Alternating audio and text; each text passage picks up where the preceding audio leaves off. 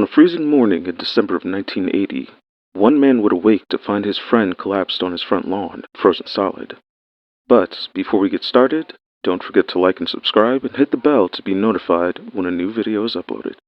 Now, with that out of the way, please sit back, get comfortable, and enjoy today's story.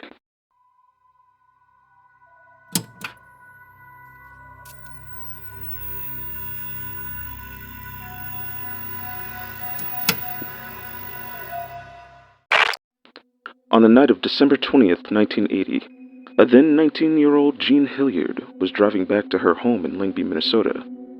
Langby is a small town situated in northern Minnesota, and this region is known for its brutal winters, with some areas seeing negative 60 degrees Fahrenheit and 170 inches of snow. That night, Jean was traveling home from a night of dancing with her friends when her car hit a patch of ice and slid into a ditch on the side of the road. Unfortunately, her troubles that night were just beginning.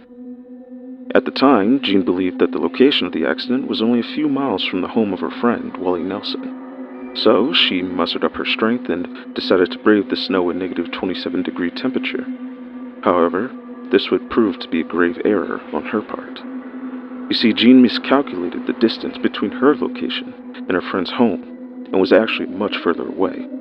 Not only this, but Jean also was woefully underdressed for this weather, wearing only a jacket, pants, and cowboy boots. As she walked, Jean could feel her warmth slowly being drained. Her frustration began to grow as she trekked through the thick snow.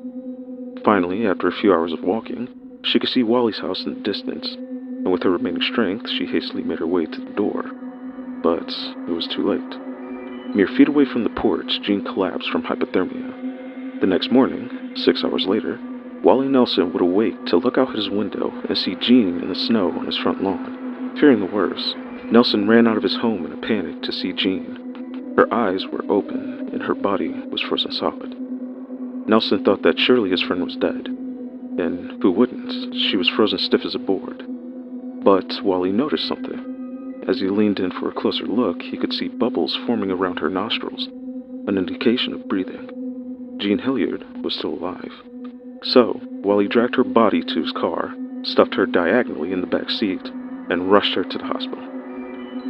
But even at the hospital, the situation still looked grim. Jean's skin was ashen, her pupils didn't respond to light, and her skin was reportedly so hard that a needle couldn't penetrate it. Doctors speculated that if Jean did survive, then she would likely have brain damage, and her legs would need to be amputated due to them having become welded to her boots.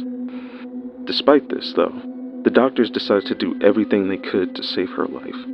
So they wrapped her body in heating pads and hoped for the best.